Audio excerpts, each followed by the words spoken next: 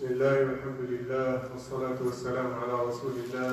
اللهم صل على محمد وعلى آل محمد كما صليت على إبراهيم وعلى آل إبراهيم إنك حميد مجيد. اللهم بارك على محمد وعلى آل محمد كما باركت على إبراهيم وعلى آل إبراهيم إنك حميد مجيد. اللهم علمنا ما ينفعنا وانفعنا بما علمتنا وزدنا علما. سبحانك لا علم لنا إلا ما علمتنا إنك أنت العليم الحكيم. اللهم أرنا الحق حقا وارزقنا اتباعه وأرنا الباطل باطلا وارزقنا اجتنابه. اللهم اجعلنا من الذين يستمعون القول فيتبعون أحسنه. أولئك الذين هداهم الله وأولئك هم أولو الألباب. أما بعد إخواني أخواتي chers frères et sœurs, السلام عليكم ورحمة الله وبركاته.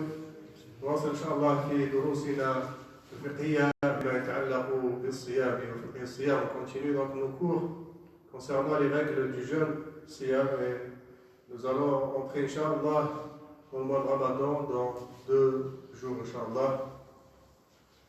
فاليوم إن شاء الله سنتكلم عن مبطلات الصيام. ما الذي يبطل الصيام? On va parler aujourd'hui de ce qui va invalider le jeûne.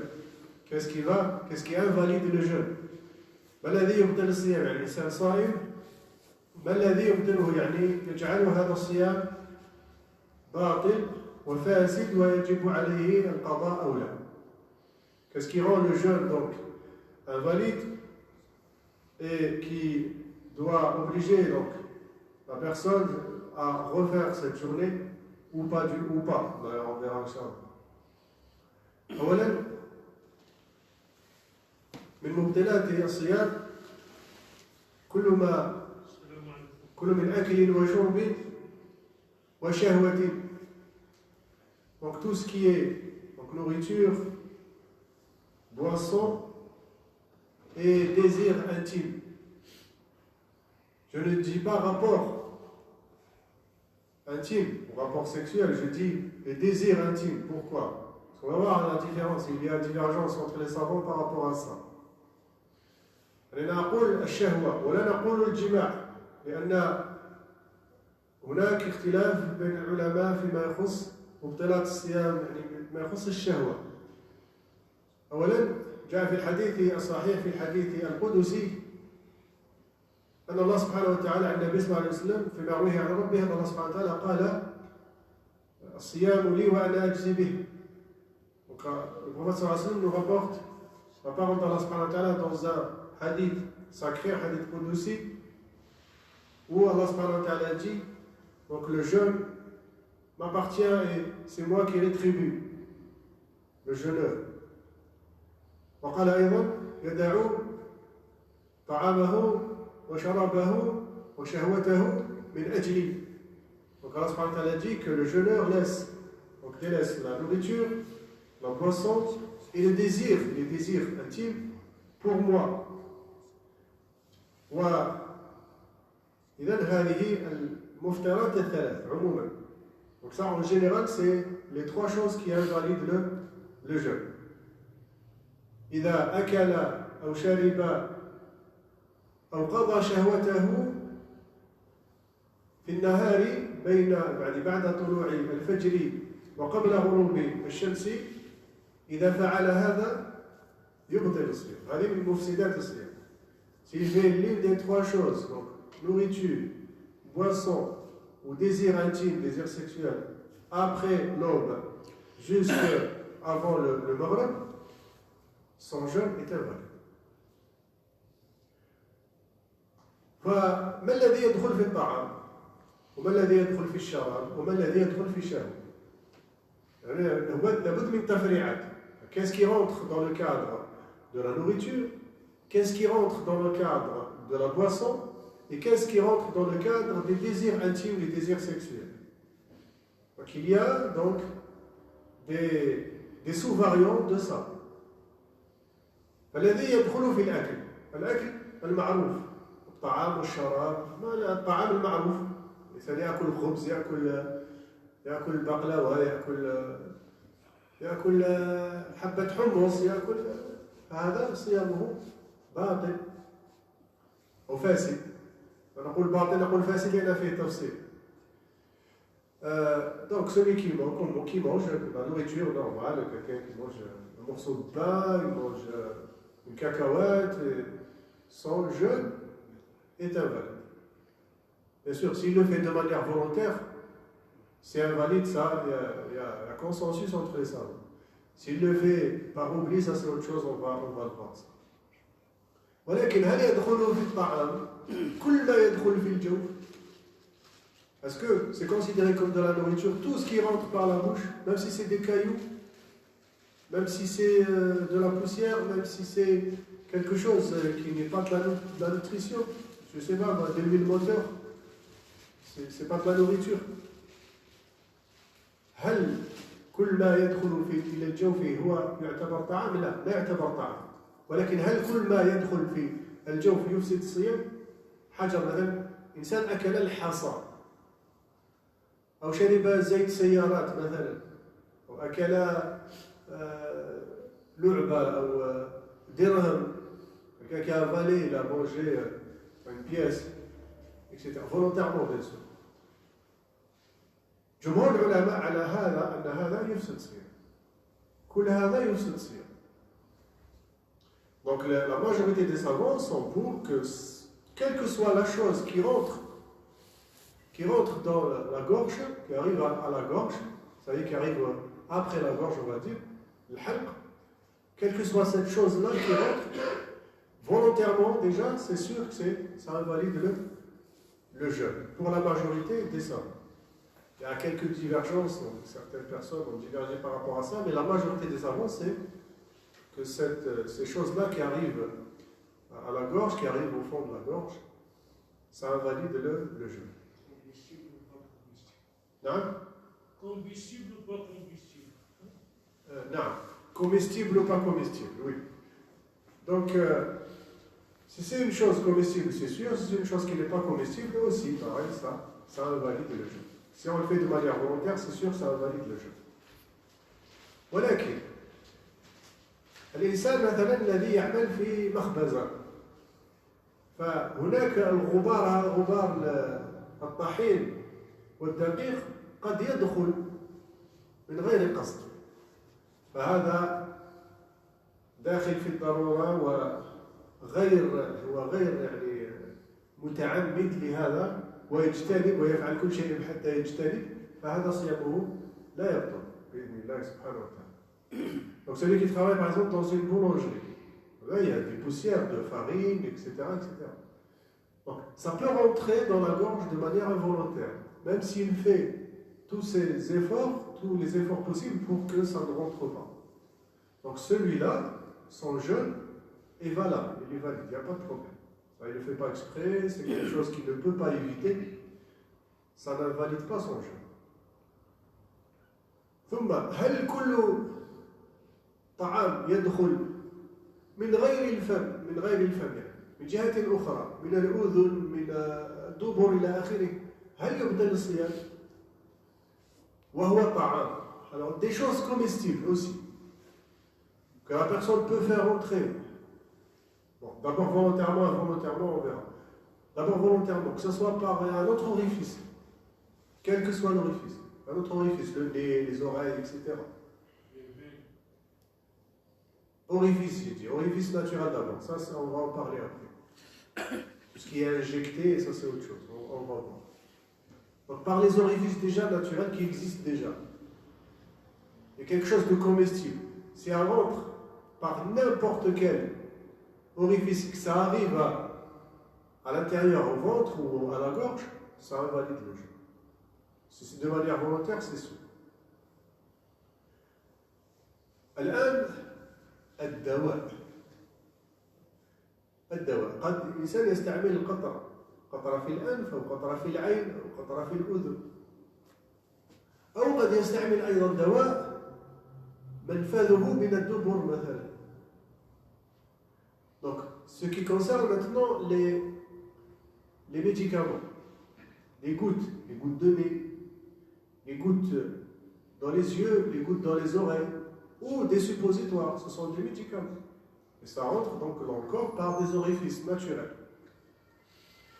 La majorité des savants sont pour que ça n'invalide pas le jeûne, à condition que ces médicaments n'arrivent pas par la gorge, ne rentrent pas par la gorge. هناك جمهور العلماء على أن الدواء هذه الأدوية هذه لا تفسد الصيام بشرط أنها لا تصل إلى الحلق. يعني الإنسان يعفى عن قطرة الأنف وقطرة العين ولا تصل إلى الحلق فصيامه صحيح. هذا ما عليه جمهور العلماء، صيامه صحيح. Donc celui qui utilise donc des médicaments, ces gouttes-là, que ça n'arrive pas à la gorge, son jeûne est valide. الآن الذي يدخل من غير المنافذ المعتادة, ce qui rentre maintenant dans le corps par un autre chemin que par les orifices naturels, ni par la bouche, ni par le nez, ni par les oreilles. Par exemple, les pommades, les crèmes, ça peut rentrer, pénétrer à l'intérieur du corps. المراهم مثلا الإنسان يدهن بها، يعني يدهن بها نفسه. والمراهم قد تدخل إلى الجسم ولكن عن طريق الجلد. هذا لا يبطل الصيام. Donc ça, toutes ces crèmes, ces pommades qu'on met sur soi, et ça rentre, ça diffuse à l'intérieur du corps, ça n'invalide pas le jeûne. الآن الحقن التي يأخذها الإنسان. Maintenant, tout ce qui est injectable. الحقن التي يأخذها الإنسان إن كانت للتداوي وليست للتغذية. للتداوي فجمهور العلماء على أنها لا تبطل الصيام. حقن، لقاح إلى آخره. Tout ce qui est injectable. Si c'est un médicament, un vaccin, tout ce que vous voulez, ça n'invalide pas le jeûne. Si c'est nutritif, ça c'est autre chose. La divergence. إن كانت حقن للتغذية، مثلا الإنسان يدخل عن طريق الحقنة مثلا السكر أو الجلوكوز مثلا. Quelqu'un qui est sous perfusion, qui se perfuse ou qui s'injecte des éléments nutritifs, hein, du glucose, ce que vous voulez. Mais ça, c'est nutritif, ça veut dire que le corps va se renforcer avec. Là, il y a divergence. La majorité sont que pour ça, ces injections-là, ou ces perfusions-là, si ce n'est pas des médicaments, c'est de la nourriture, c'est nutritif, ça renforce le corps, تقوي الجسم، فهذا يفطر, ça invalide le jeûne. Donc, il faut rattraper cette journée-là. Si on est malade, c'est encore plus, parce qu'on est malade, c'est une excuse valable pour ne pas jeûner, ça n'y a pas de problème. إذا كان الإنسان مريض وفعل هذه الأمور هذه فهو مريض، فيجوز له أن يفطر. يجوز له أن يفطر. الآن الشراب الذي هو السوائل التي تدخل إلى الجسم. Maintenant, les liquides qui vont rentrer. Donc on a vu que si c'était des médicaments, à condition que ça ne rentre pas à la gorge, ça ne valide pas. Si ce n'est pas des médicaments, si ça arrive à la gorge, ces liquides-là, si ça arrive à la gorge, ça invalide le jeûne.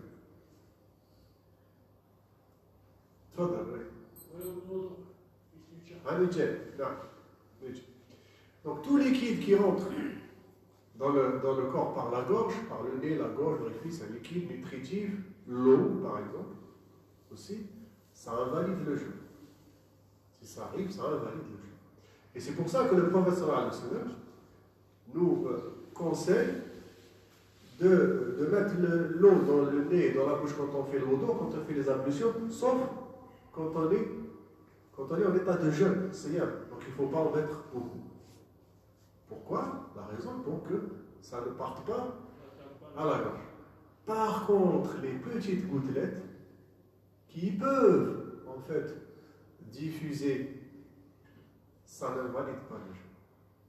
Et c'est pour ça que les savants ont dit que la goutte de nez, médicament, la goutte des yeux, médicament, ça n'invalidera pas le jeûne, comme pour le wudu, quand on fait le wudu, et que ces petites gouttelettes-là qui vont peut-être diffuser, une goutte ou deux qui va diffuser, ça ne va pas, ça ne va pas, on va dire, arrêter la soif. Ces petites gouttelettes. On ne peut pas dire qu'il a bu de l'eau lorsqu'il fait ses ablutions. Donc, de la même manière, les gouttes de nez ou les yeux, ça n'invalide pas le jeûne. Car il n'y a pas cette notion-là de boire, d'étancher sa soif. On ne peut pas étancher sa soif avec ces petites gouttelettes. Donc, ça n'invalide pas le jeûne. Par contre, si on fume, c'est un gaz. La fumée, c'est un gaz. Si on fume, ça invalide le jeûne. Ça, unanimité. التدخين يبطل الصيام. من دخن سيجارة هذا يبطل الصيام. هذا الغاز هو يعني يقاس عليه كأنه سائل. Donc les gaz, c'est assimilé au liquide. Hein? Donc tout gaz qui rentre à l'intérieur de la gorge forcément aller donc dans l'œsophage, va aller dans l'estomac. C'est clair, même si c'est peu, et ces gaz-là sont assimilés au liquide, et donc ça invalide le jeûne. Et c'est pour ça qu'il y a eu divergence par rapport aux bouffées de ventoline, et tous les médicaments, les aérosols en fait. Les aérosols contiennent justement un gaz, en gouttelette, et c'est sûr et certain qu'il y a une partie qui va passer dans la gorge et dans l'estomac. C'est pour ça qu'il y a deux parties. Une partie des savants dit ça n'invalide pas, parce que ce n'est pas de la nourriture, ce n'est pas une boisson, c'est un médicament. Une partie disent non, c'est invalide, puisqu'il y a des choses qui passent à travers la gorge et qui vont dans l'estomac. Mais dans les deux cas, si la personne est malade et qu'elle est obligée d'utiliser les aérosols, il n'y a pas de problème. On peut arrêter le jeûne parce qu'on est malade. Il n'y a pas de souci. Et on rattrape ce jour après, Inch'Allah.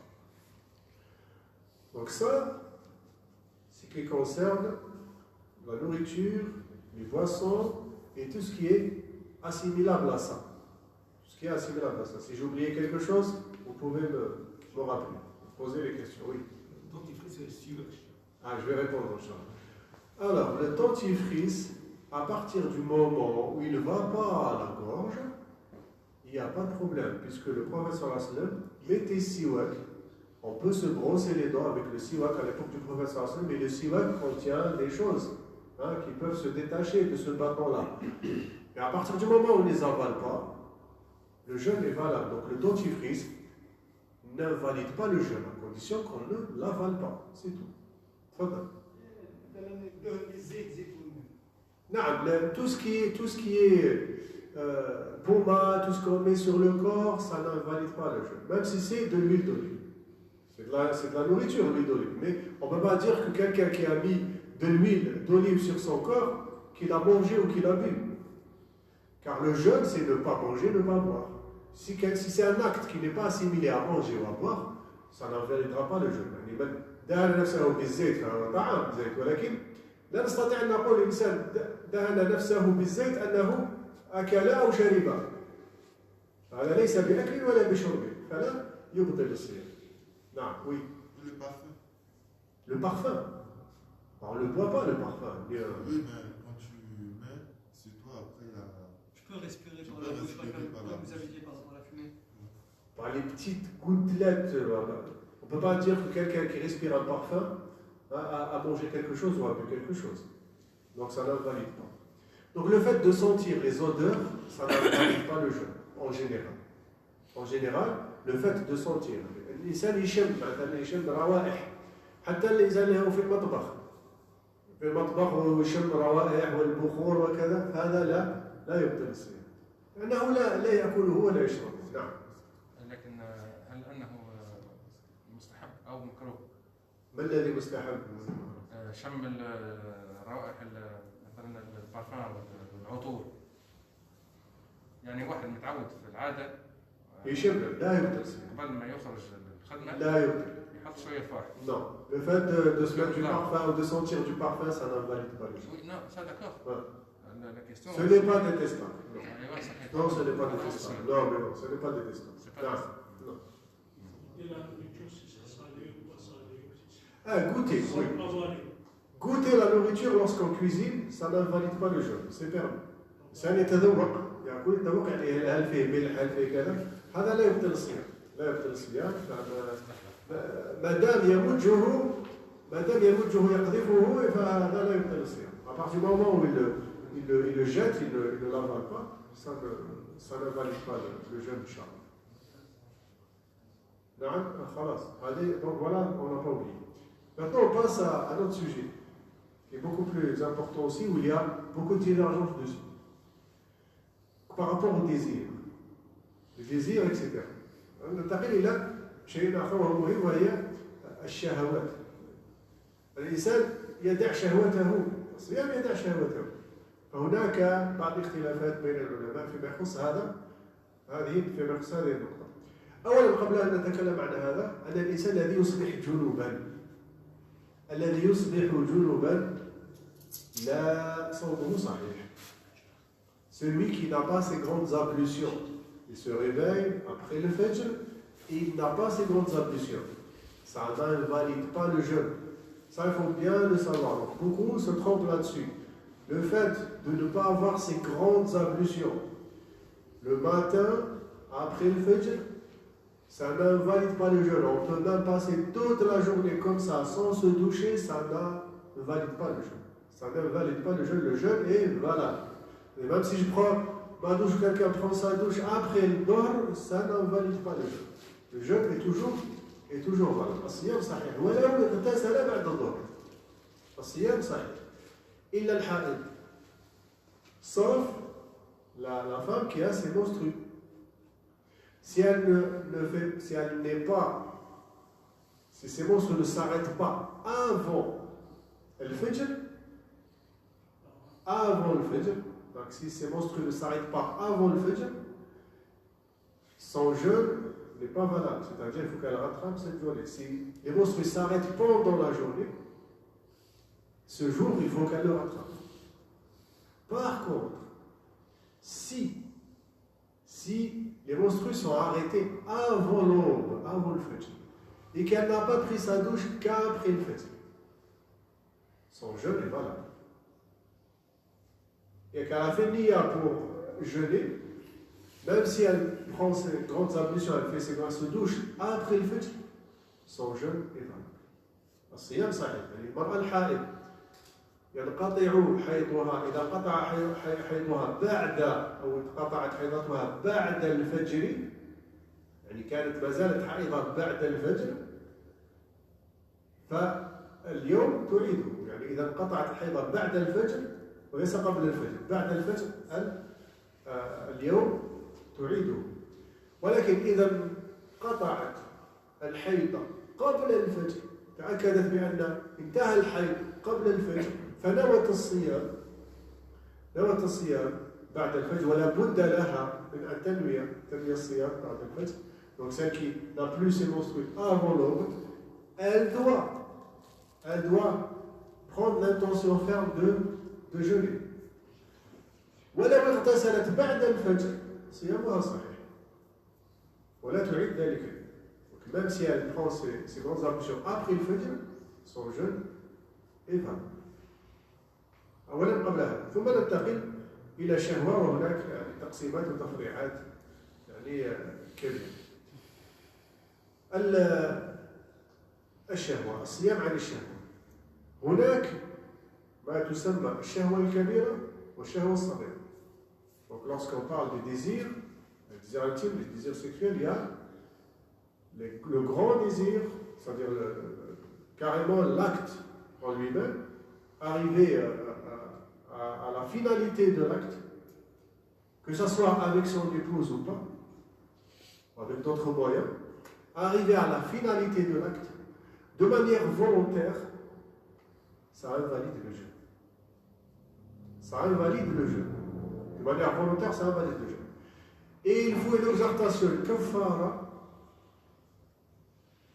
unanimement, de manière unanime pour celui qui a des rapports avec son épouse, et avec divergence pour celui qui arrive à cette fin-là, à ce désir-là, sans avoir un rapport avec une femme. Ça, c'est autre chose. Là aussi, une petite divergence. On verra pourquoi. Question de kafara. Mais le jeûne est invalide pour tout le monde. Tous les savants donc, sont d'accord que pour que ce jeûne-là est invalide.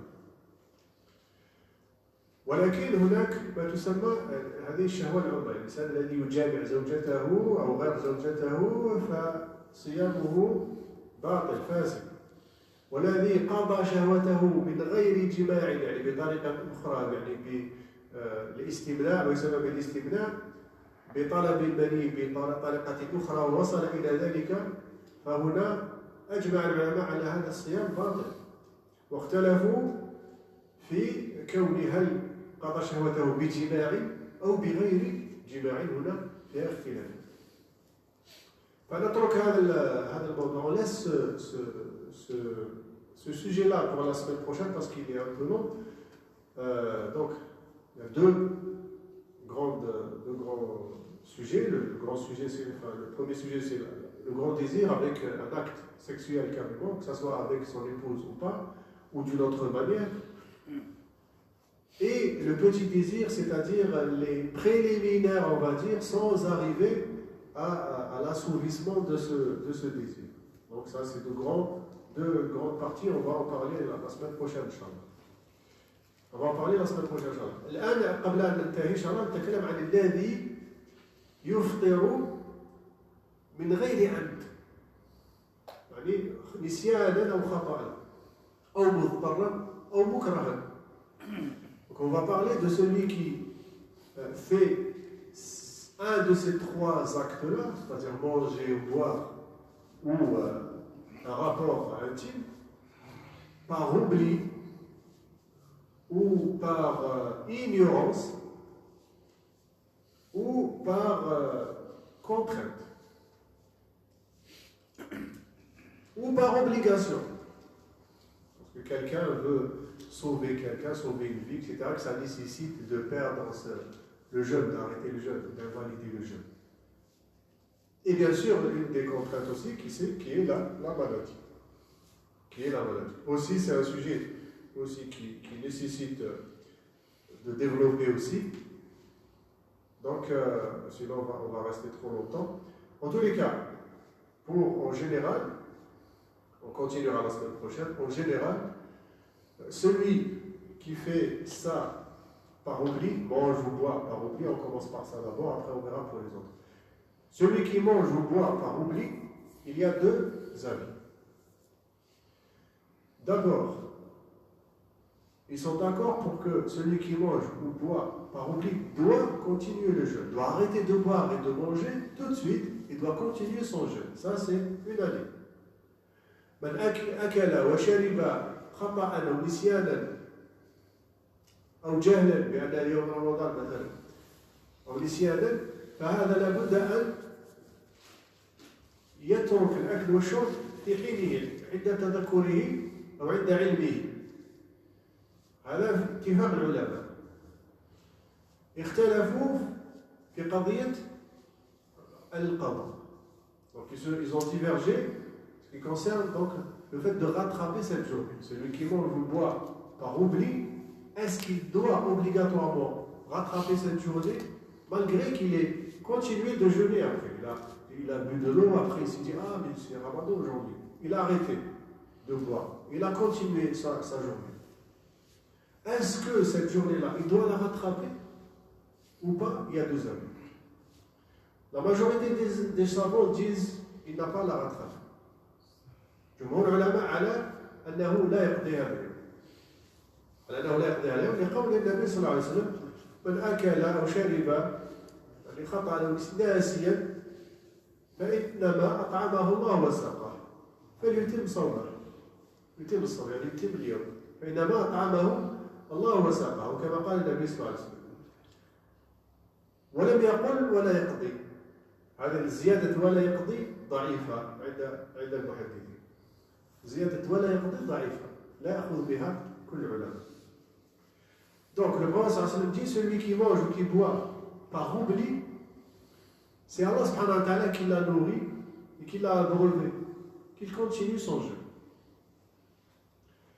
Mais il y a une petite version où le prophète aurait dit qu'il n'a pas rattrapé cette journée, mais cette version elle est faible chez les savants du hadith. Donc c'est pour ça qu'il y a, si cette version était authentique, il n'y aurait pas eu, si ce rajout-là, le fait que le prophète aurait dit qu'il n'a pas rattrapé cette journée, si cette version-là était authentique, il n'y aurait pas de divergence. Donc كانت هذه الزيادة لا يقضي صحيحة لما اختلف العلماء في قضية القضاء. كما قال علماء المالكية قال إن صحت هذه الزيادات فنأخذ بها. سمعنا وأطعنا نأخذ بها. ولكن لم تصح هذه الزيادة لم تصح فاختلف العلماء هل يقضي أو لا. جمهور العلماء على أنه لا يقضي. La majorité des savants disent qu'il n'a pas à rattraper puisque le prophète sallallahu alayhi wa sallam a dit c'est Allah subhanahu wa ta'ala qui l'a abreuvé, qui l'a nourri. Donc la majorité des savants, Hanbali, Shafi'i, etc., sont là à ne pas rattraper cette journée. Mais les Malikis disent non, il doit rattraper. Bon, il y a un petit développement, on essaiera de le voir si on peut la semaine prochaine. Les Malikis sont pour que cette journée doit être rattrapée. Pourquoi ils disent ça les Malikis? قال المالكي أن هذا اليوم لابد من قضائه. لماذا قال هكذا المالكي؟ والحديث في ظاهره الصحة، في ظاهره يعني الصراحة عفوا، وهو صحيح الحديث صحيح، ولكن في ظاهره الصراحة، ولكن لا. قال الرسول صلى الله عليه وسلم قال إنما أطعمه الله ونسعه، يعني أن لا إثم عليه، ولم يقل الرسول صلى الله عليه وسلم يقدر ولا يقضي، قال يعني لا إثم عليه، فهذا معناه أنه لا إثم عليه. لماذا disent que le prophète sallallahu alayhi wa sallam a dit Allah subhanahu wa ta'ala l'a nourri, l'a abreuvé, il n'a pas spécifié le prophète sallallahu alayhi wa sallam est-ce qu'il doit rattraper cette journée ou pas, vu que le petit rajout dans le hadith n'est pas authentique. Donc les Malikites ont dit le prophète sallallahu alayhi wa sallam n'a ni dit rattraper, ni ne pas rattraper. Ni rattraper, ni pas rattraper. Donc, on reste sur la base, c'est que le jeûne n'est pas complet, comme la prière. Quelqu'un qui oublie rak'a dans la prière, c'est un pilier de la prière, c'est quelque chose, l'obligation de la prière de faire une rak'a. Celui qui a oublié, il n'a pas fait une rak'a par oubli, est-ce que sa prière est valable? Elle n'est pas valable. Il faut qu'il rattrape cette rak'a. Donc ils ont dit aussi pour le jeûne, pour Siyam, c'est pareil. C'est un pilier du jeûne qui n'est pas respecté, même par oubli. Donc il faut qu'il rattrape. Donc c'est un des arguments des Malikites, il y en a d'autres aussi, bien sûr. Il n'y a pas que celui-là. نعم. جملة تتجاوب سقى الله وتعالى على ما قال النبي صلى الله عليه وسلم. نعم. يعني لا يؤثم، يعني لا إثم عليه. يعني لا إثم عليه. نعم، هذا اتفق عليه العلماء على أن لا إثم عليه، رفع عنه الإثم، ورفع عن أمتي الخطأ والنسيان وما استكرهوا عليه، يعني الإثم. ولكن هل هذا لا يترتب عليه حقوق؟ إنسان قتل خطأ لا إثم عليه، ولكن ترتب عليه حقوق. إنسان أتلف مال اليتيم، أتلف المال خطأ أو نسيانا، هل هذه لا تترتب عليها حقوق؟ يعني لا يؤثم طبعا، ولكن ترتب عليه حقوق، لابد أن يرد المال، لابد أن يصلح. إنسان مثلا أفسد سيارتك نسيانا وخطأ، ترتب عليه التعويض، ولو لا يؤثم. يعني ليس كل خطأ ونسيان لا يترتب عليه تعويض. Donc j'explique, je traduis ce que j'ai dit. Donc oui, effectivement, le prophète sallallahu alayhi wa sallam a dit que celui qui mange ou boit par oubli, c'est Allah subhanahu wa ta'ala qui l'a nourri, l'a abreuvé. Cela veut dire qu'il n'a pas de tort. Ça c'est sûr et certain. Mais est-ce que ça entraîne des conséquences ou pas? Ça c'est autre chose. Oui. Lorsque le musulman fait des choses par oubli ou par erreur, il ne commet pas de tort. Il n'y a pas de tort. Mais ça ne veut pas dire qu'il n'y a pas de conséquences derrière. Quelqu'un, voilà. Ça ne veut pas dire qu'il n'y a pas réparation. Quand ça concerne soi-même ou entre moi et Allah subhanahu wa ta'ala, il n'y a pas de problème. Et quand ça concerne Les autres, ça concerne quelque chose, on doit rattraper. Quelqu'un qui oublie une raka'a, oui, il n'a pas commis de tort par oubli, mais il doit réparer sa prière. Quelqu'un qui a altéré l'argent de quelqu'un d'autre par erreur, il doit le rembourser. Quelqu'un qui a endommagé ta voiture par erreur, il doit te rembourser, il doit te compenser. Bien sûr. Quelqu'un qui a brisé la vitre de ta maison par erreur. Hein? Un enfant, après FKU, il a brisé la vitre de ta maison par erreur. Ben, son père, il faut qu'il vienne réparer ta fenêtre. Donc, c'est pas parce qu'il n'y a pas de faute commise, c'est-à-dire il n'y a pas d'erreur, c'est par oubli, c'est-à-dire il n'y a pas de faute qui est comptée, qu'il n'y a pas de conséquences derrière. Et c'est pour ça que les Malikites disent que le jeûne en lui-même n'est pas complet. Car la personne a mangé, a bu, il a pris son café, son petit déjeuner, par oubli, oui. Il s'est installé, il a pris le café, il a pris des croissants, il a bien mangé. Après, il s'est rappelé. Ah, c'est Ramadan aujourd'hui. Oui, effectivement, il va arrêter de manger de boire. Mais entre nous, est-ce que la journée est complète? Le jeûne, est-ce qu'il est vraiment complet? Donc c'est ça que les Malikites ont dit. Donc effectivement, qu'on ne met pas de tort, il n'y a pas de tort, il n'y a pas de péché commis, il est pardonné, c'est sûr, mais cela ne veut pas dire qu'il ne doit pas rattraper. L'acte est pardonné ou l'objectif n'est pas. Voilà, exactement. Donc on continuera la semaine prochaine. سبحانك اللهم وبحمدك أشهد أن لا إله إلا أنت أستغفرك وأتوب إليك سبحان ربك رب العزة عما يصفون وسلام على المرسلين الحمد لله رب العالمين السلام عليكم.